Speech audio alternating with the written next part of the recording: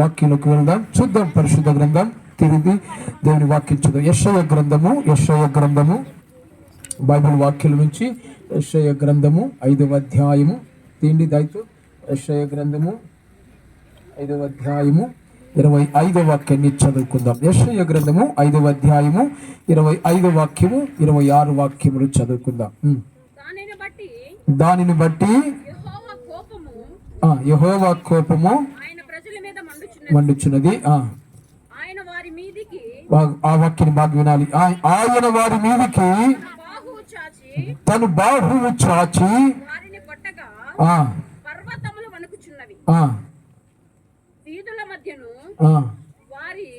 25వ వచనమా 26వ వచనం చదువుమా. ఆయన దానికి పైన వచ్చిన చదువు, దాని పై వచ్చిన వినది. ఆయన బాహువు అనే మాట చదవండమ్మా.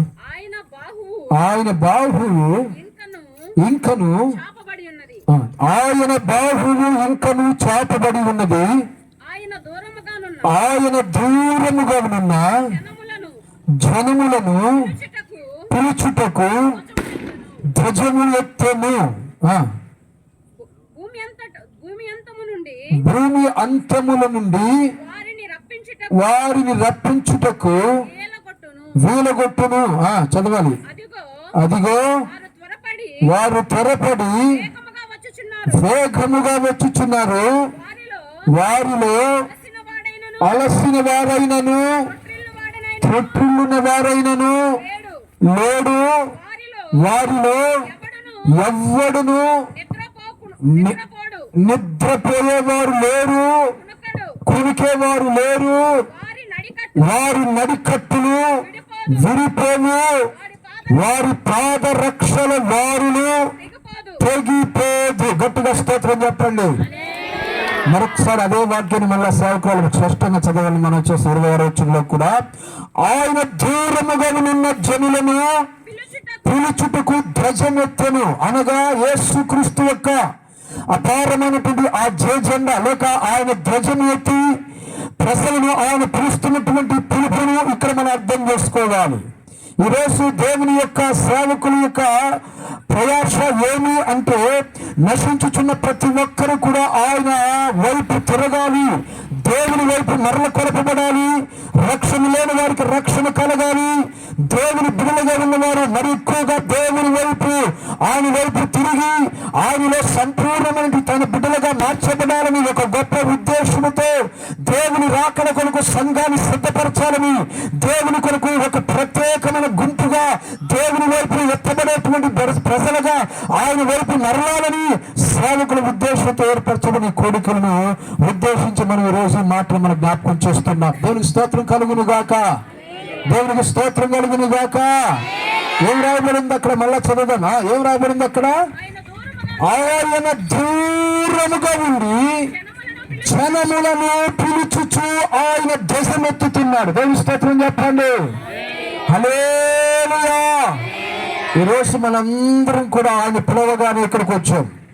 దైవజనుడి యొక్క మాట, అయ్యా నేను 3 దినాలు ప్రార్థన ఏర్పరచుకుంటున్నాను, 3 దినాలు ప్రార్థన కూడికి ఏర్పరచుకుంటున్నాను. సంఘస్థులు, సంఘటితులు, సేవకులు, దైవజనులు అనేక ప్రాంత పరిసరాల నుంచి రావాలని ఎప్పుడైతే దైవజను నోటుకుండా పలకబడినప్పుడు ఇక్కడికి మనం అందరం కూడా వచ్చాం. ఈ ప్రాంతానికి మనం అందరం దేవుని మాటగా మనం ఎరిగి ఈ ప్రాంతానికి వచ్చాం. దేవుని స్తోత్రం చెప్పండి గట్టిగా. హల్లెలూయా. ఈ ప్రాంతానికి మనము దేవుని యొక్క మాట ప్రకారంగా, దేవుని స్వరం ప్రకారంగా నువ్వు వచ్చాం. ఇదిగో ఎంగటగిరి నుంచి వచ్చారు, నేదురువాలపాల నుంచి, అలాగే కశ్మీర్ నుంచి, అలాగే వాకాడు నుంచి, అలాగే సుదీర్ఘమైన ప్రాంతాల నుంచి మనం అందరం ఇక్కడికి వచ్చాం. అందుకంటారు ఆయన వారిని పిలవగా వారు ఆయన దగ్గరకు వచ్చారు. దేవుని స్తోత్రం చెప్పండి. ఎవరు రాయబడింది అక్కడ? ధ్వజమెత్తెను. భూమి ఆకాశముల నుండి వారిని రప్పించుటకు వీలవేసెను. అదిగో వారు త్వరపడి వేగముగా వచ్చుచున్నారు. దేవునికి స్తోత్రం చెప్పండి. దేవుని బిడ్డలారా, ఆయన పిలవగానే మనం అందరం ఆయన దగ్గరకు వచ్చాం. దేవుని పిలుపునందుకొని ఇక్కడికి వచ్చాం. దేవుని పిలుపునందుకొని దేవుని పిల్లలుగా మనం తీర్చబడ్డాం. నిజంగా ఎక్కడో పడిన మన జీవితాలు, ఎక్కడో అంతరించిపోవలసిన మన బ్రతుకులు, మన జీవన శైలి ఒక నూతన నవ జీవితంగా మన జీవితాలు మార్చబడిన కొరకు ఆయన మనల్ని అపారమైన ప్రేమను ఆయన కలవరిలో మన కొరకు చూపించి, ఆయన కలవరిలో నుంచి మనల్ని పిలిచిన పిలుపును మనం అందుకొని ఆయన రక్షణ భాగ్యంలోకి మనం ప్రవేశపడ్డాం. దేవుని స్తోత్రం చెప్పండి. హల్లెలూయా. శిలువ మరణము ద్వారా ఆయన మనల్ని పిలిచాడు. నశించుతున్న మన జీవితాలను, పాడైపోతున్న మన బ్రతుకులను, వ్యర్థమైపోతున్న మన బ్రతుకులు, ఈ లోకములో దేనికి పనికిరానటువంటి దౌర్భాగ్యమైన స్థితిలో కొట్టిమిట్టాలాడుతున్న మన బ్రతుకులను, ఏ పాపము ఎరగని వాడు నిష్కలంకుడును ఆయన పవిత్రుడైనటువంటి ఆ దేవాతి దేవుడు సిలువలో తన ప్రాణము పెట్టి నశించుచున్న వారిని వెదక రక్షించిన కొరకు మనిషి కుమారి లోకానికి దిగి వచ్చినట్లుగా ఆయన పిలుపునందుకుని మనం ఈ లోకాన్ని ఈ రోజు మనం ఆయన దగ్గరకు వచ్చాం. దేవుని స్తోత్రం చెప్పండి. అయితే అక్కడ చిన్న ఒక మాటను మనం జ్ఞాపకం చేసుకోవాలి. వచ్చి ఉన్న వారిలో అలసిన వాడైనను త్రొట్టిల్లిన వారైన లేరు. దేవుని స్తోత్రం చెప్పండి. ఆయన పిలిచినప్పుడు ఆయన దగ్గరకు వచ్చిన మనం అందరము ఆయన దృష్టిలో ఎలా కనపడాలి అని కోరుకుంటున్నాడు. దేవుడు మనల్ని పిలిచాడు కదా. పాపములో ఉన్నప్పుడు, రోగంలో ఉన్నప్పుడు, వ్యాధిలో ఉన్నప్పుడు, సమస్యలో ఉన్నప్పుడు, కన్నీరులో ఉన్నప్పుడు, నువ్వు ఏ పరిస్థితిలో ఉన్నావో ఆ పరిస్థితి నుంచి దేవుడు నిన్ను రక్షించి కాపాడి ఆయన బిడ్డగా నిన్ను పిలుచుకున్నాడు కదా. ఎందుకు పిలుచుకున్నాడు తెలుసా? ఆ వాక్యంలో రాస్తున్నాడు. ఆయన పిలుచుకున్న పిల్లలుగా మనము ఏ విధంగా ఉండాలని కోరుకుంటున్నాడో తెలుసా? కొన్ని మాటలు చెప్తాను. అలసిన వారుగా ఉండకూడదంట. ఒకటి. దేవుని స్తోత్రం చెప్పండి. ఏం రాయబడింది అక్కడమ్మా? ఏం రాయబడింది? అలసిన వారుగా ఉండకూడదు ఒకటి. రెండవది త్రొట్టిల్లు వారుగా ఉండకూడదు. మూడవది కింద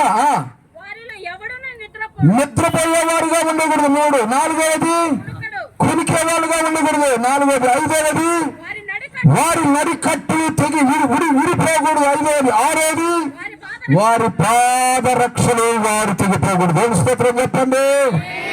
ఆయన చేత పిలవబడిన దేవుని పిల్లలుగా మనము, ఆయన చేత ఏర్పరచబడిన దేవుని పిల్లలుగా మనము ఈ రోజు నీ స్థితి నుంచి, నీ పరిస్థితి నుంచి, నీ వ్యాధి నుంచి, నీ రోగము నుండి, నీ యొక్క సమస్యలు దేవుని పిలిచినందుకు ఆయన నీ దగ్గర ఈ 6 కోరుకుంటున్నాడు. దేవుని స్తోత్రం చెప్పండి. 6 రకాలుగా ఉండాలని దేవుడు కోరుకుంటున్నాడు. ఎందుకు పిలిచాడు నిన్ను దేవుడు అంటే ఇన్ని 6 రకాలుగా. ఒకటి, ఎలా ఉండకూడదు? మనము అలసిపోయే వాళ్ళగా ఉండకూడదు. గట్టిగా స్తోత్రం చెప్పండి. ఎలా ఉండకూడదు చెప్పాలి. ఎలా ఉండకూడదమ్మా? అలసిపోయే వాళ్ళుగా ఉండకూడదు. ఒకటి. రెండవది ఎలా ఉండకూడదు? త్రొట్టిల్లిపోయే వాళ్ళుగా ఉండకూడదు. రెండవది. మూడవది ఎలా ఉండకూడదు? నిద్రపోయే వాళ్ళుగా ఉండకూడదు. ఒకసారి గట్టిగా నిద్రపోయే వాళ్ళు చెప్పండి. కాబట్టి నిద్రపోయే వాళ్ళుగా ఉండకూడదు. 3. నాలుగవది కునికే వాళ్ళుగా, అంటే నిద్ర ఒకటి, కునుకు ఒకటి. 2 రకాలుగా ఉంటుంది. వాళ్ళు నిద్రపోరు, వాళ్ళు కునకుతా ఉంటారు కదా. 4వది. 5వది నడికట్టు బలహీనం అయిపోతుంటది. ఎంతసేపు కూర్చోవాల పాస్టర్ వదిలేతుంటలేదు, నడికట్టు ఊడిపోతుంటది. వాళ్ళుగా ఉండకూడదు ఇక్కడ. 5వది. 6వది వాళ్ళ పాదాల రక్షలు తెగిపోతాయి. ఎప్పుడు వదిలితే మా నాన్న అనేవాడు, మందిరానికి వచ్చేటప్పుడంట తాబేళ్ళలాగా వస్తారంట. ఎలా వస్తారంట?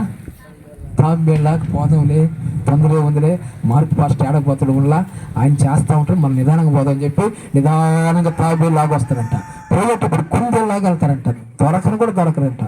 కాబట్టి అలా ఉండకూడదు మనం. దేవుని స్తోత్రం చెప్పండి గట్టిగా. హల్లెలూయా. దేవుని సన్నిధిలో మనం ఈ 6 అనుభవాల్లో ఒక్క అనుభవాన్ని ఈ రోజు మనం నేర్చుకుందాం. ఎలాంటిదంటే, ఒకటి, అలసిన వారిగా ఉండకూడదు మనం. దేవుని స్తోత్రం చెప్పండి. అలసిపోయిన వారిగా ఉండకూడదు. ప్రభుని ఎరిగిన నీవు, ప్రభుని నమ్ముకున్న నీవు, దేవుని బిడ్డగా మార్చబడి నీవు, ఆయన నిన్ను పిలుచుకున్నాడు. ఎక్కడో రోగంలో ఉన్న నిన్ను దేవుడు పిలుచుకున్నాడు. ఏదో వ్యాధిలో మరణించి చనిపోవలసిన నిన్ను, నాయనా నా కుమారుడా నీవు నా కొరకు పరిగెత్తు, నా కొరకు పనిచేయి, నా కొరకు నా సన్నిధిలో నిలబడి సాక్షిగా ఉండని ఆయన ప్రేమతో నిన్ను పిలుచుకున్నాడు. ఆయన దగ్గరకు పరిగెత్తుకొచ్చిన నీవు ఈ రోజు నువ్వు ఎలా ఉన్నావు అనేది ఒకటి చూస్తే, అలసిపోయిన వారిగా ఉండకూడదంట మనం. దేవుని స్తోత్రం చెప్పండి. దేవుని బిడ్డలుగా మనం ఎలా ఉండకూడదు? ఒకటి, ఎలా ఉండకూడదు చెప్పాలి. ఎలా ఉండకూడదు? వెనుకున్న వాళ్ళు చెప్పాలి. ఎలా ఉండకూడదమ్మా? అలిసిపోయే వాళ్ళుగా ఉండకూడదు. చాలాసార్లు చాలామంది చాలా విషయాలు మనం అలసిపోతూ ఉంటాం. ప్రార్థన కొత్తలో పరిగెత్తుతాం. పాస్టర్ గారు ఫలాన్ని ఇక్కడ కోట అంటే పరిగెత్తుతాం. పాస్టర్ గారు ఎక్కడన్నా కానీ ఏదన్నా ప్రార్థన ఏర్పరచోడు ఫలాన్ని ఇక్కడ ఫలాన్ని వైపు అంటే ఎంత ముందుంటామో. ఆదివారం అంటే ముందుండే వాళ్ళు పరిగెత్తే వాళ్ళము. ఆదివారం 9 గంటల కంటే 8:30కే వచ్చి కూర్చునేదానివి. ఎక్కడన్నా ప్రార్థనలు అంటే ముందుండేదానివి. ఎక్కడైనా ఉపవాసాలుంటే ముందుండేదానివి. ఏదన్నా దేవుని కార్యక్రమాలు దేవుని పనులు చేయాలి, పరిచయం చేయాలంటే ముందు పరిగెత్తేదానివి. ముందు దేవుని నమ్ముకున్న కొత్తలో అది రాను ఏమైపోయాడంటే అలసిపోతా ఉంటాం. ఏమమ్మా ఒకప్పుడు ఎలా ఉన్నా ఏంటి ముందు కూర్చునేదానివి. 9 గంటలైతే వాక్యం, 9 గంటలకి మందిరం అయితే 8 గంటలకు వచ్చేది, 8:30 కల్లా వచ్చేదని. ఇప్పుడు ఏమైందంటే అలసిపోయింది. పాపం ఏమైపోయింది? అలసిపోయింది. పోతాలని జ్ఞానంగా తాబేలైపోయింది. దేవుని స్తోత్రం కలుగును గాక. అలసిపోయింది. ఒకప్పుడు ప్రార్థన నమ్ముకున్నప్పుడు దేవుని నమ్ముకున్నప్పుడు కొత్తలో పరిగెత్తేదానివి. అమ్మో ఆదివారం గుడికి పోవాలా, ఎప్పుడప్పుడు లేయాలా, ఎప్పుడప్పుడు త్వరగా కల్లేపు పోవాలమ్మా, ఎప్పుడప్పుడు వంటలు ఇది త్వరగా చేసుకొని ఆదివారం అనగానే ఎంత ముందుగా వెళ్ళేదనమే. ఇప్పుడు రాను ఏమమ్మా వెనకైపోయినావు. ఏంది 9 గంటలు కాదు ఇప్పుడు 10 గంటలకు 11:30కి ఆఖరాలో పోతున్నావు అంటే ఏం చేస్తావు అమ్మా? ఏం చేస్తాం? తీరిక లేదనే మాట ఏంటంటే అలిసిపోయావంతే. ఒకప్పుడు తీరుకుంది, ఇప్పుడు నీకు ఎందుకు తీరిక లేదు? ఒకప్పుడు ఉండేది, ఒకప్పుడు ఉదయం లేసి ఇండ్లు వాకులు శుభ్రం చేసుకునేదానివి. ఒకప్పుడు నిద్ర లేసి ఆహార పదార్థాలు త్వరగా వండుకునేదానివి. ఇప్పుడు అదే పనిలేగా చేస్తున్నావు నువ్వు. అంతకంటే మించిన పనులు ఏం కాదు కదా. అయినా నువ్వు తీరిక లేదని మాట చెప్తున్నావు, అలసిపోయావు నువ్వు. దేవుని స్తోత్రం చెప్పండి. హల్లెలూయా. ఒకప్పుడు ఎక్కడ ప్రార్థనలు అంటే ముందు పరిగెత్తేదానివి, ఎక్కడ ఉపవాసాలంటే అక్కడ పరిగెత్తేదానివి. దేవుని సన్నిధిలో లాంటి కోరికలు సేవకుడు ఏర్పరిచినప్పుడు ఎప్పుడు ముందుండి ఆయన పరిచర్యలో ఆయన పాదాల దగ్గర ఏ పని చేయాలో ఏ పరిచర్య చేయాలో సేవకుడు సహకరిస్తూ పరిగెత్తుతూ ఉండేదానివి. ఎప్పుడైతే నువ్వు అలసిపోయావో ప్రార్థనలంటే మీటింగాలంటే ఓయమ్మ వెనకపోతాంలే ఇప్పుడు కాదని నువ్వు అలసిపోతున్నావేమో. దేవుని స్తోత్రం చెప్పండి. హల్లెలూయా. కాబట్టి దేవుని బిడ్డలుగా మనం అలసిపోకూడదు. దేవుని స్తోత్రం చెప్పండి. మొదట ఎలా ఉన్నామో ఆఖరి వరకు అలాగే మన పరుగులు మనం అలసిపోకుండా దేవుడి కృప దాల్చును గాక. హల్లెలూయా. మొదట ఏ పరుగు పందెముగా నీవు అది పరుగుకుండా పరిగెత్తావో అదే పరుగు నువ్వు చేత కలిగి ఉండాలి. రాను నువ్వు అలసిపోతున్నావేమో. దేవుని బిడ్డల బైబిల్ ఒక వ్యక్తిని చూస్తే అతడు అలసిపోయాడు. పరిగెత్తి అక్కడికి చూద్దాం. యేసయ్య ఆదికాండం 20వ అధ్యాయంలో రాస్తాడు. ఇక్కడ ఆదికాండం 25వ అధ్యాయము 29వ వాక్యం రాస్తాడు. అక్కడ బైబిల్లో ఉన్న మాట మనం చదువుకున్నప్పుడు దైవజనురాలు ఆ మాట చదువుతుంటుంది. చూడండి, ఆ కొటేషన్ రాయబడిన మాటలు మాత్రమే చదువుతుంది దైవ సేవకురాలు. ఆ మాట చూద్దాం. ఆదికాండము 25వ అధ్యాయము 29వ వచనము 30వ వచనంలో ఆ మాట కొటేషన్ రాసిన మాట చదువుకుందాం. యేషావు అలసిపోయిన వాడై పొలములో నుండి వచ్చాడు. యేసాబు అలసిపోయాడు. యేసాబు ఎక్కడున్నాడు అంటే అడవిలో తిరిగి ఆ ఎడారంతా అడవంతా పొలమంతా తిరిగి అతను వేసారిపోయి అలసిపోయి అప్పుడు అతని ఇంటికి వచ్చేసాడు. దేవుని స్తోత్రం చెప్పండి. యేసాబు ఎక్కడి నుంచి ఎందుకు కలిసిపోయాడమ్మా? ఎందుకు కలిసిపోయాడు యేసాబు? చెప్పాలి. ఎందుకు కలిసిపోయాడు యేసాబు ఎందుకు కలిసిపోయాడు? అడవిలో తిరిగి ఆడ చేసి ఆడ తిరిగి పొలం అంతా తిరిగి అలసిపోయాడు. యేసావు అరణ్యవాసిగా ఉంటూ అరణ్యంలో తిరిగి అలసిపోయాడు. యాకోబు గుడారంలో ఉండి అతడు నెమ్మదిగా ఉన్నాడు. దేవుని స్తోత్రం చెప్పండి. యాకోబు గుడారంలో ఎలా ఉన్నాడు తెలుసా? నెమ్మదిగా ఉన్నాడంట. చాలా ప్రశాంతంగా కూర్చో ఉన్నాడంట. అతను ఎక్కడున్నాడు అంటే గుడారంలో ఉన్నాడు. గుడారంలో కనిపెట్టుకొని నెమ్మదిగా ప్రశాంతంగా చాలా నెమ్మదిగా కూర్చొని ఉన్నాడంట. తీరిగ్గా కూర్చొని ఉన్నాడంట యాకోబు. అయితే తన సహోదరుడు ఏమంటే ఎడారిలో అరణ్యంలో అడవిలో అవన్నీ తిరిగి ఏది ఆధారం దొరకక ఏది దొరకపోలేక అలసిపోయిన వాడే నేరుగా ఇంటికి వచ్చేసాడంట. దేవుని స్తోత్రం చెప్పండి. కూర్చునేవాడికి కలుపు వస్తుందా, తిరిగేవాడు కలుపు వస్తుందా? మీరు చెప్పాలా. కూర్చునేవాడు కలుపు వస్తుందా, తిరిగేవాడు కలుపు వస్తుందా అమ్మా? ఒకడేమో తిరుగుతా ఉన్నాడు గాలికి, అడవిలో తిరుగుతున్నాడు. ఏసావు అరణ్యంలోకి తిరుగుతున్నాడు. అందుకన్నాడు ఏసావు అరణ్య నివాసి, అరణ్యంలో తిరిగేవాడు. ఎప్పుడు ఇంటికాడ ఉండేవాడు, గుడారంలో ఉండేవాడు కాదు. బయట తిరిగేవాడు, అక్కడికి పోయేవాడు, అక్కడ పోయాడు, ఆడకు ఏడవు తిరిగి తిరిగి తిరిగి తిరిగి ఒక రోజు అలుపు వచ్చేస్తుంది. దేవుని స్తోత్రం చెప్పండి. ఎప్పుడు ఇంట్లోనే కూర్చొని ఉంటాడు, గుడారంలో నివాసంతో నమ్మకంగా కనిపెట్టుకుని, గుడారంలో కనిపెట్టుకుని కూర్చో ఉంటాడు, వాడు కలుపు రాదండి. దేవుని స్తోత్రం చెప్పండి. హల్లెలూయా. ఇందాక చెప్పుడుగా ఇంట్లో కూర్చునే వాడు కడుపు రాదు, కానీ తిరిగేవాడికి చాలా మంది అలా ఏం చేస్తుంటే తిరగతా ఉంటారు గాలికి. ఈ వారం ఈ మందిరం, రేపు వారం అలా మందిరం, రేపు ఏ తర్వాత వారం ఇంకొక మందిరం. ఒకసారి రీలు ఈ గాలి తిరుగుతా ఉంటుంది, గాలిపటం లాగా అడవిలో తిరిగినట్టు, ఏసేపు తిరిగినట్టుగా తిరుగుతా ఉంటాడు, గాలికి తిరుగుతాడు. ఈ చర్చిలో ఉన్న రోజులు ఉంటాడు. ఈ పాస్ట్ ఏదన్నా సురుగ్గా వాక్యం ఏదని చెప్పాడుకో, అబ్బా ఈయన కాదులే అల్లాడే పోదాం, ఎడికా ఆ పాస్ట్ కాడికి, ఆడ కాదులే ఇంకో దగ్గరికి. గాలికి తిరుగుతూ ఉంటాడు. ఏషావులాగా స్థిరం ఉండదు. ఆడికి తిరిగి తిరిగి తిరిగి ఒక రోజు ఏమొస్తుంది తిరిగినోడికి? చెప్పాలి. తిరిగే వాళ్ళకి ఏమొస్తుంది? ఒక రోజు అలసిపోతాడు. తిరిగి తిరిగి అలసిన వాడే అలసిపోయాడు ఇతను కూడా. ఒకడైతే గుడారంలో కనిపెట్టుకొని నమ్మకంగా ఉండటం వల్ల అతడు నెమ్మదిగా ఉన్నాడంట. దేవుని స్తోత్రం చెప్పండి. ఈ రోజు మీరు దేవుని మందిరంలో నమ్మకంగా కనిపెట్టుకొని ఉంటే ఆయన నెమ్మదికరమైన జీవితం దేవునికి ఇస్తాడు. హల్లెలూయా. రైట్. కాబట్టి ఏసావు అరణ్యమందు తిరిగి తిరిగి తిరిగి అలసిపోయిన వాడు తన ఇంటికి రాగానే తన సహోదరుడు ఇంటి దగ్గర కూర్చొని నెమ్మదిగా ఒక కూర వండుకుంటా ఉన్నాడు. చిక్కుడుకాయ కూర కమ్మగా మసాలా వేసి వండుతున్నాడు. గమ్మ మసాలా వాసన వస్తుంది. ఆ వాసన చూడగానే వెళ్ళాడు. అరే నాకు చాలా అలసిపోయాడు, తిరిగి తిరిగి ఏమీ దొరకలేదు, నాకు ఆ చిక్కుడుకాయ కూర కావాలని అడిగితే అప్పుడు అంటాడు, నీవు నీ ఆస్తి నాకు కావాలి, నీ భాగం నాకు కావాలి, నీ జ్యేష్ఠత్వం నాకు కావాలన్నప్పుడు అతను వెంటనే అలసిపోయాడు కదా, అయినా పర్వాలేదు, నా జ్యేష్ఠత్వం, నా ఆస్తి, నా భాగం నాకెందుకు అని అది ఇచ్చేసి అతడు దాన్ని తీసుకున్నాడు. దేవుని స్తోత్రం చెప్పండి. ఈరోజు అలసిపోయినటువంటి నీ జీవితంలో, ఈరోజు నువ్వు అలసిపోయిన నీ జీవితంలో నీకు కలిగిన జ్యేష్ఠత్వాన్ని కొన్నిసార్లు మనం అమ్మేస్తుంటాం. దేవుని స్తోత్రం చెప్పండి. తిరిగి తిరిగి తిరిగి తిరిగి దేవుని సన్నిధిలో నమ్మకంగా లేకుండా, దేవుని మందిరంలో నమ్మకం లేకుండా, దైవ జీవి దగ్గర నమ్మకంగా లేకుండా మనం తిరిగి తిరిగి తిరిగి మనం అలసిపోయిన వాళ్ళమై ఏం చేస్తుంటే కొన్నిసార్లు మన జ్యేష్ఠత్వ హక్కును మనము అమ్మేసుకుంటుంటాం. దేవుడు మన మీద ఉంచబడిన కృపను, దేవుడు మన మీద ఉంచబడిన దయను, దేవుడు మన మీద ఉంచినటువంటి కరికరాన్ని మన చేతలారా మనం పోగొట్టుకుంటుంటాం మనం. దేవుని స్తోత్రం చెప్పండి. హల్లెలూయా. అందుకే వాక్యం అంటుంది, ఎప్పుడు కూడా ఆయన బిడ్డలో మనం ఏం కాకూడదు. ఒకటి ఏం కాకూడదు చెప్పండి అమ్మా, ఏం కాకూడదు? నిద్రపోయాలో చెప్పండి. మేలుకో ఉన్నారు కదా. కాబట్టి దేవుని పిల్లలుగా మనం ఏం కాకూడదు చెప్పాలి. ఏం కాకూడదు? అలసిపోకూడదు.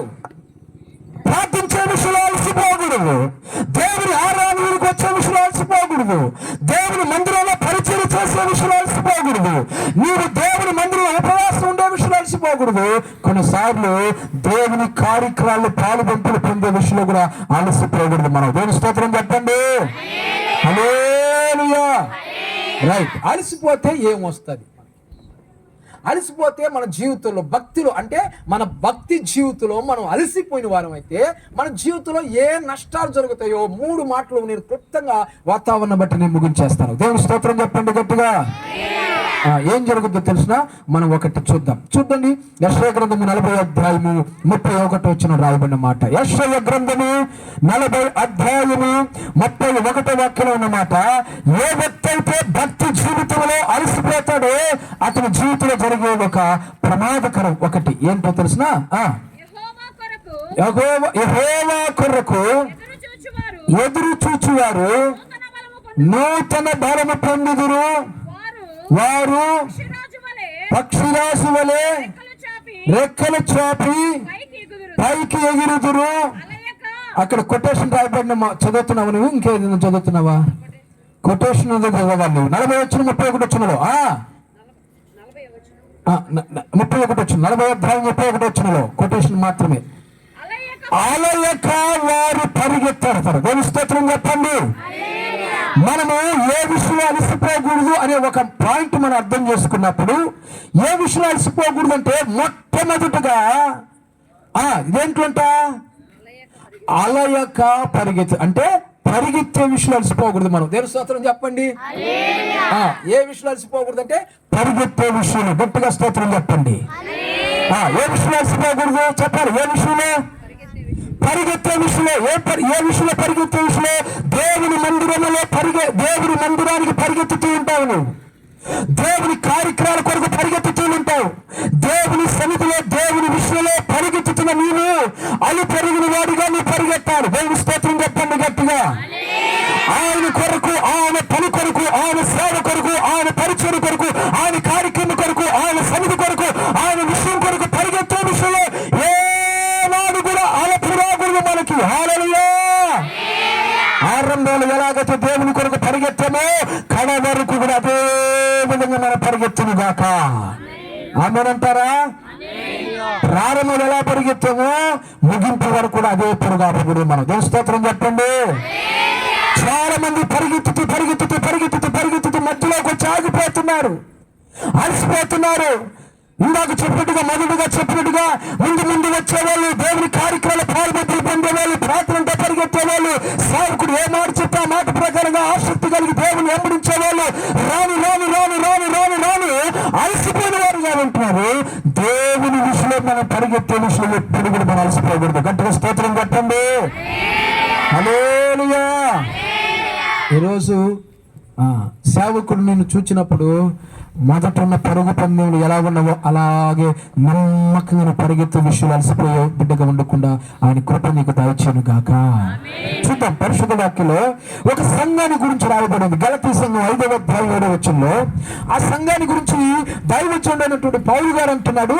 ఆ గలతీ సంఘం 5వ అధ్యాయం 7వ వాక్యంలో గలతీ సంఘాన్ని గురించి 5వ అధ్యాయం 7వ వచనం, ఓ గలతీ సంఘమా మీరు బహుగా పరిగెత్తుతున్నారు. మీరు ఒకప్పుడు మీరు చాలా బహుగాను చాలా ఆసక్తితో పరిగెత్తేవాళ్ళు. మీరు మిమ్మల్ని చూసినప్పుడు నేను అనేక చోట్ల గొప్పగా ప్రకటించాను. మిమ్మల్ని చూసినప్పుడు నేను అనేక ప్రాంతాలు గొప్పగా సాక్ష్యం చెప్పాను. నేను మా సంఘ బిడ్డలు ఏ విషయంలో కూడా వెనకంజలు కూడా పరిగెత్తుతారయ్యా.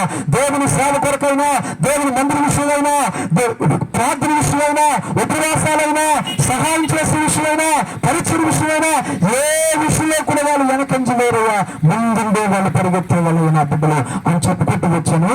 కానీ ఎవరు నన్ను పరిగెత్తకుండా అడ్డగించారు? నువ్వెందుకు అలసిపోయావు? దేవుని స్తోత్రం చెప్పండి. ఒకప్పుడు పరిగెత్తుతున్నావే, ఒకప్పుడు దేవుని కొరకు అలసిపోకుండా పరిచయ విషయంలో, సేవ విషయంలో సహకరిస్తూ పరిగెత్తుతూ నమ్మకంగా ఉన్నావు. ఈ రోజు నువ్వు ఎందుకు అలసిపోయి అడ్డగించబడ్డావు? దేవుని స్తోత్రం చెప్పండి. చాలా మంది అలసిపోతారు. మా ఊళ్ళో ఒక ఆమె ఇలాగే ముందు దేవుని నమ్ముకుని కొత్తలో ముందుండి వచ్చేది. ముందుగా వచ్చేసింది. ఇందాక చెప్పినట్టుగా తెల్ల చీర కట్టుకునేది, ముందు వచ్చి కూర్చునేది, అందరికంటే ముందు వచ్చేది. ఆమెకు పాట రాకపోయినా పాట సమయం అనేది అలాగే పాడుతూ ఉండేది. అంత విధంగా పరిగెత్తుతా ఉండేటువంటిది. అయితే ఒకసారి ఆమె ఎందుకో చూడు ఆమె ఎలాగుందో. ఒకరోజు ఆమె పాస్టర్ గారిని అడిగింది, నాన్నగారిని, అయ్యగారు మేము కొంచెం ఆర్థికంగా ఉన్నాము, ఏదో ఒక లోన్ పెట్టుకోవాలనుకుంటున్నాను, దేవుడు సహాయం చేసేటట్టుగా ప్రార్థించండి. 1 సంవత్సరం 2 సంవత్సరాలు అయిన తర్వాత ఈ మాట అంటుంది, ప్రార్థన చేయండి పాస్టర్ గారు, లోన్ పెట్టుకోబోతున్నాను, దేవుడు సహాయం చేసేటట్టు మా కోసం ప్రార్థన చేయమనింది. అమ్మ అలాగే తల్లి అన్నాం. లోన్ పెట్టుకొని ఆమె ఏం చేయాలనుకుందో కానీ లోన్ పెట్టింది. లోన్ పెడితే లోన్లో ఆమెకు శాంక్షన్ అయింది.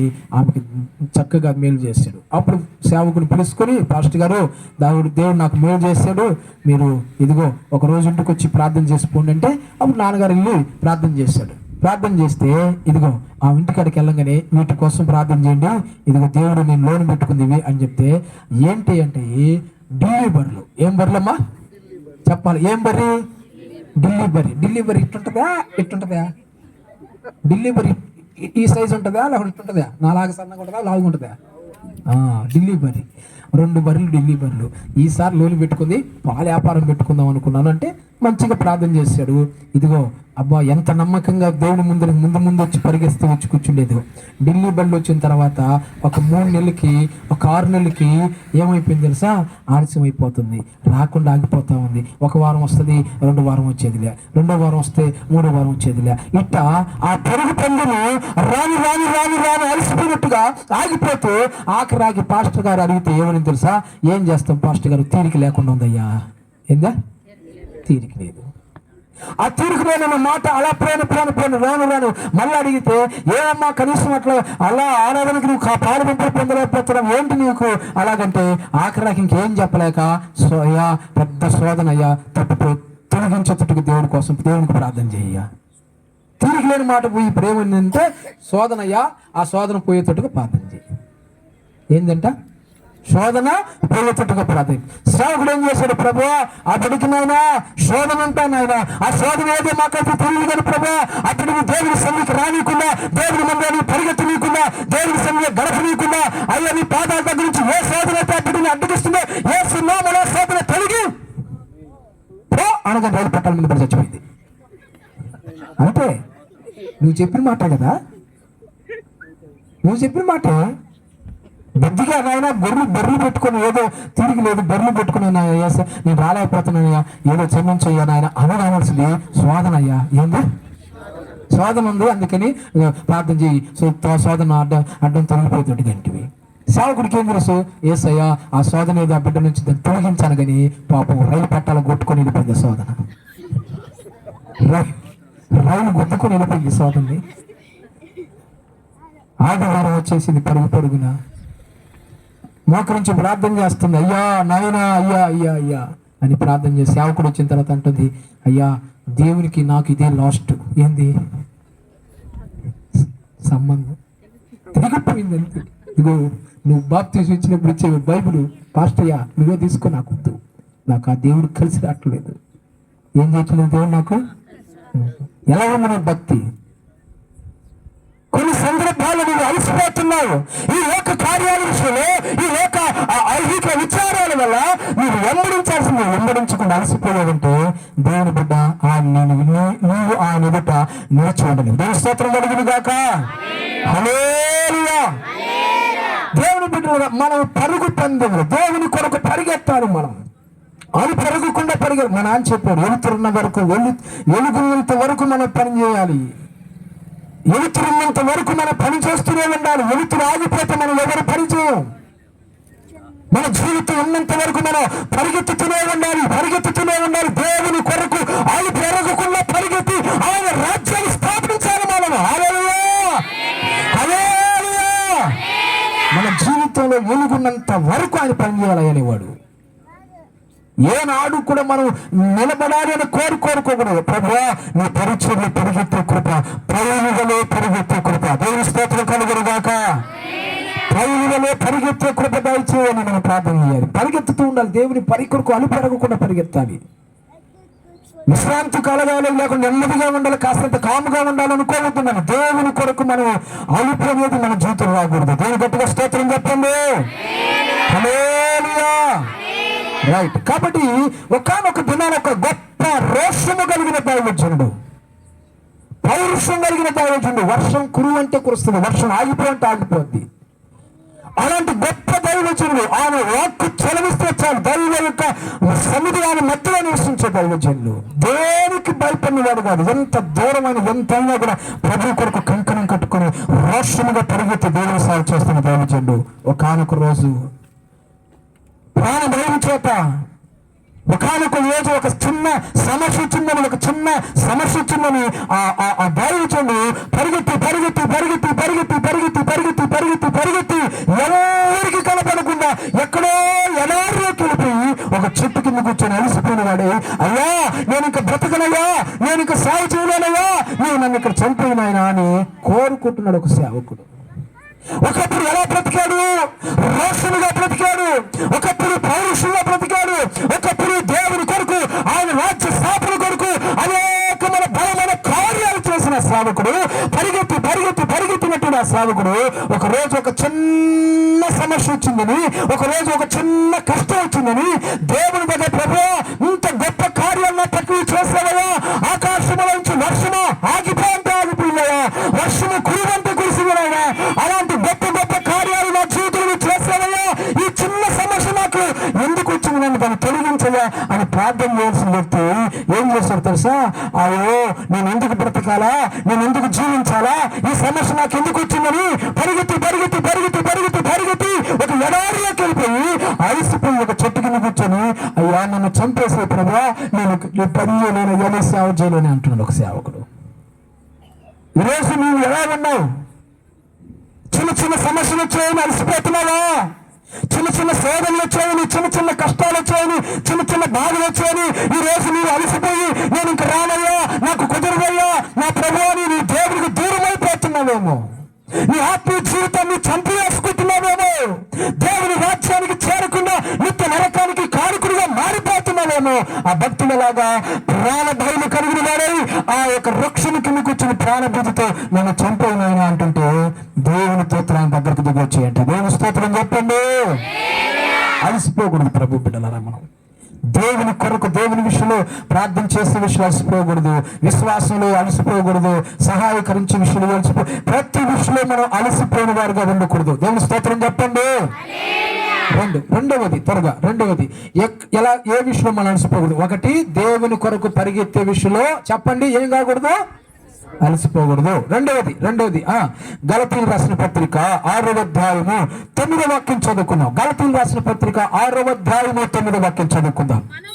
మనము అలయక మేలు చేసేదము. గట్టిగా స్తోత్రం చెప్పండి.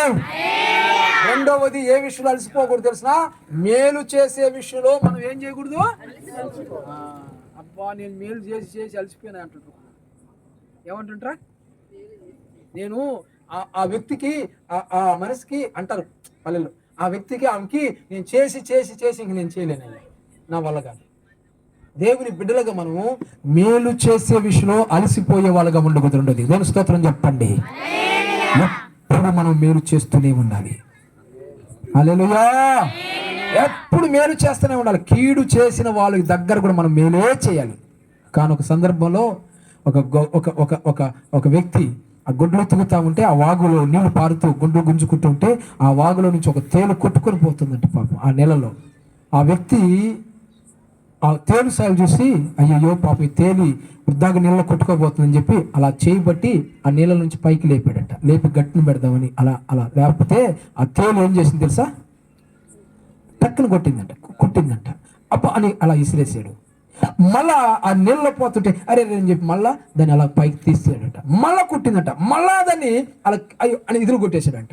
మళ్ళా చేయబట్టి మళ్ళా పైకి లేపుతున్నాడంట. అప్పుడు పక్కన ఉన్నటువంటి ఒక ఆయన అడిగాడంట, అయ్యా ఎందుకు నువ్వు దాన్ని పదే పైకి తీస్తున్నావు? అది నేను కుడుతుంది కదా అంటే ఆ దానికి కుట్టే స్వభావం నాకు మేలు చేసే స్వభావం.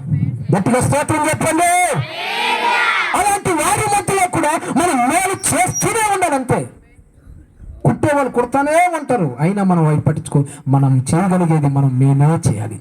మన దేవుడు మేలు చేయవాడు కనుక మనము కూడా మేలు చేయగలగానే ఉండాలి. ఆమేన్. హల్లెలూయా. అందుకే ఒక పాట పాడారు కదా, మేలు చేయకుండా ఉండలేవయ్యా, ఆరాధించక నేను. హల్లెలూయా. ఆయన స్వభావం మేలు చేయకుండా ఉండలేడు ఆయన. అంతే. ఆయన నమ్మిన నీవు నేను మనం కూడా ఎంత పోటులు ఎంత కుట్టినా ఎంత హింసించినా ఎన్ని అనుకున్నా కూడా మనం ఆయన పట్టించుకోకూడదు. మన వంతు మనం మేలుని ప్రేమను చూపుతూనే ఉండాలి. గట్టిగా స్తోత్రం చెప్పండి. మేలు చేసే విషయంలో మనం ఏం కాకూడదు. రెండోది చెప్పండి, అలసిపోకూడదు. ఎప్పుడు అలసిపోకూడదు. మన దగ్గరకు వచ్చినప్పుడు మన సమాధానకరంగా మాట్లాడాలి, ప్రేమతోనే మాట్లాడేది. ఒకవేళ మేలు కోరితే మేలే చేయాలి కానీ కీడు మనం త్రమానం చేయకూడదు. బైబిల్ వాక్యంలో తన అన్నలు తనకు కీడు చేస్తూ ఉన్నారే కానీ తన సహోదరుడు వాళ్ళకి ఎప్పుడు మేలు చేస్తూనే వచ్చాడు. దేవుని స్తోత్రం చెప్పండి. యేసావు తన అన్నలకు మేలు చేస్తూనే ఉన్నాడు, అపాయం తలపెట్టలేదు. కానీ వాళ్ళ అన్నలు తనకు మేలు చేయకుండా కీడు చేస్తూనే ఉన్నారు. అయితే ఇతను మాత్రం వాళ్ళ అన్నలకి మేలు చేస్తూనే వచ్చాడు. ఒక రోజు దేవుడు చూసి ఆ కీడుని మేలుగా దేవుడు మార్చేశాడు. గట్టిగా స్తోత్రం చెప్పండి. హల్లెలూయా. నీవు ఏ విధంగా అయితే మేలు చేస్తూనే ఉన్నావో, నీకు పడిన వారైనా, నీకు వ్యతిరేకులైనా, నీవు నచ్చిన వారైనా, నీ మీద పగబట్టి నీ మీద అనేక రకాలైన ప్రయోగాలు ప్రయోగించిన ఎవరికైనా కూడా నువ్వు మేలు చేస్తూనే ఉన్నావంటే వారు చేసే కీడు, వాళ్ళు చేసే అపాయము, వాళ్ళు చేసే ఇబ్బందులు ఒక రోజు దేవుడు నీకు మేలుగా మార్చేస్తాడు. ఆమేన్, హల్లెలూయా. ఒక రోజు ఆ శాపము సహితము నీ జీవితంలో ఆశీర్వాదకరంగా మార్చగలిగే దేవుడు. అయితే నువ్వు అలసిపోకూడదు. ఏ విషయంలో? రెండోది, ఏ విషయంలో అలసిపోకూడదు? మేలు చేస్తూనే ఉంటావు. నీ దగ్గరకు వచ్చారంటే నువ్వు మేలు చేస్తూనే ఉంటావు. ఒకవేళ నీకు తెలుసు అనుకో, వాళ్ళ బాధలో ఉన్నా, నిన్ను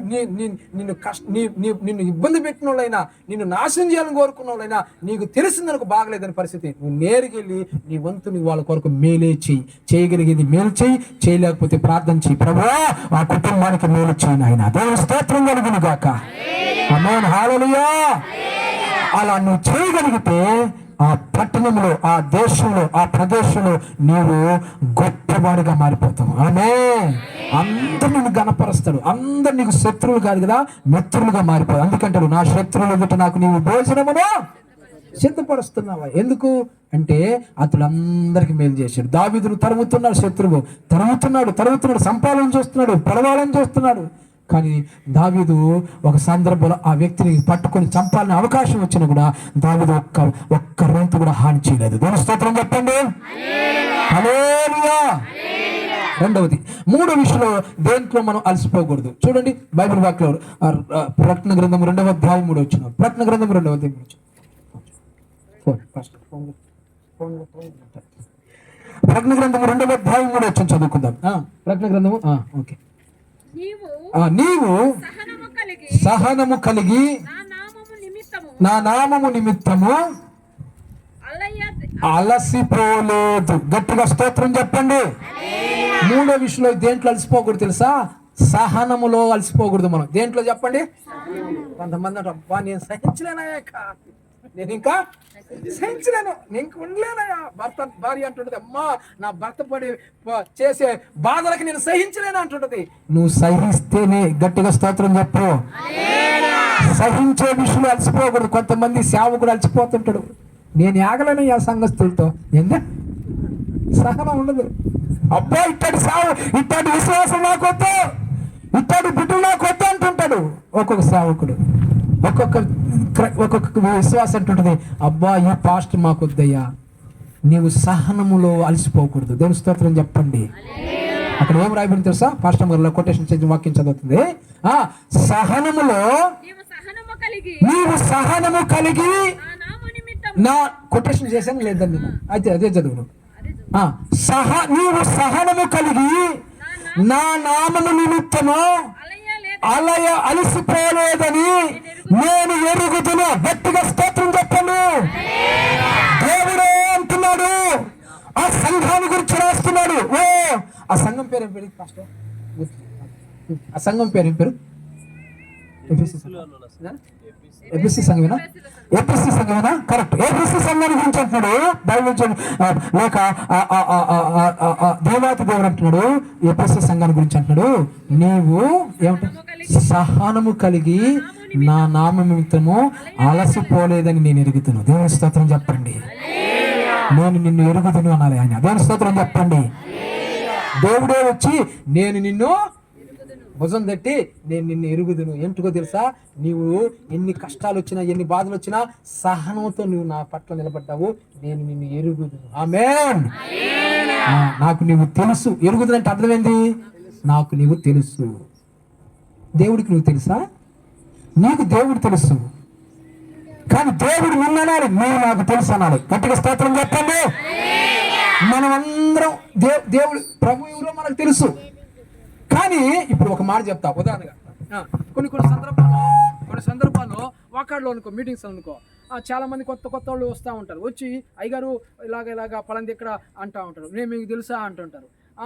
అప్పుడు లేదంటే బాగుంటుందా? మీకు తెలియదు అంటే బాగుంటుందా? పాపం అంత ఆసక్తితో ప్రేమతో వాళ్ళకి అంత హక్కులు నడుస్తుంటే మనం అలా అనకూడదు. అవును తెలుసమ్మా, ఎలా ఉన్నారు, బాగున్నారక్క, బాగున్నారా అలా. అయితే నాకైతే వాళ్ళు తెలుసా? తెలీదు. కాబట్టి దేవుడు ఎవరో మనకు తెలుసు. కానీ ఆయన నిన్ను చూసి నువ్వు నాకు తెలుసు అన్నారు. అది గొప్పదా. సీఎం ఉన్నాడు, ముఖ్యమంత్రి ఉన్నాడు, సీఎం అందరికి తెలుసు, నాకు తెలుసు, నీకు తెలుసు. జగన్మోహన్ నీకు తెలీదా? జగన్మోహన్ తెలుసా? నీకు డబ్బులు వచ్చిందా? అమ్మఒడి బతుకు వచ్చి నీకు తెలుసా? ఆ పిల్ల గొప్ప పాపం కూడా తెలుసు. కానీ ఆయన వస్తే నేను తెలుసా మావా జగన్మావ అంటే నీకు ఆయన నేను తెలుసు అంటాడు. ఆయన ఏసయ్య కూడా అలాంటి వాడు. మనం అందరం ఏసయ్య నువ్వు ఏందో నాకు తెలుసు అనుకుంటాం అంతవరకే. అది గొప్ప కాదు. ఆయన అనాలా నువ్వు నాకు తెలుసు అని గట్టిగా సపోర్ట్ కొట్టు. నువ్వు కాదనేది ఏసయ్య నువ్వు నాకు తెలుసా అని నువ్వు కాదు అనాల్సింది గొప్ప మాట. ఆయన అనాలి నిన్ను నువ్వు నాకు తెలుసు అని. అక్కడ అంటున్నాడు సంఘాన్ని, నీ సహనం ఏంటో, నీ ఓర్పేందో, నీ ప్రేమేందో, నీ త్యాగమేందో, నీ సమర్పణేందో, నీ గొప్ప పట్టుదలేందో నాకు తెలుసయ్యా నువ్వేంటో. హల్లెలూయా. తట్టాల యేసయ్యా. హల్లెలూయా. ఆ విషయంలో మనం అలసిపోకూడదు. మన సహనంలో మనం అలసిపోకపోతే, ప్రేమలో అలసిపోకుండా ఉంటే, మనం చూపించే ఆ కనికరంలో, ఆ దారుణమైన ప్రేమలో కనికరాల్లో మనం అలసిపోకుండా ఉంటే, అప్పుడు ఈ 3 విషయాలు మనం అలసిపోకుండా ఉన్నాం అనుకో, ఆయన లాస్ట్ అంటాడు నీవెవరో నాకు తెలుసు బిడ్డ. నీ కష్టాన్ని, నీ కన్నీరుని, నీ వేదనని, నీ బాధను నేను చూస్తున్నానని నీ కన్నీరు తుడిచేవాడు నా యేసయ్య. గట్టిగా స్తోత్రం చెప్పండి. హల్లెలూయా. నీ కష్టాన్ని చూసేవాడు, నీ కన్నీరు తుడిచేవాడు, నీ వేదన చూసేవాడు ఆయన. ఆ సమయంలో నా కుమారుడు, నా కుమార్తె ఈ 3 విషయాలు అలసిపోలేదు అని ఆయన అంటాడు నీవు నాకు తెలిసి బిడ్డ. లేచిన పడదాం, అందరం కూడా పైకి లేచిన పడదాం. అయ్యగారు నాకు ఇచ్చిన సమయం 9 గంటలకి, కానీ ఒక 2 నిమిషాలు 3 నిమిషాలు ఎక్కువ అవుతుంది. దయచేసి క్షమించండి.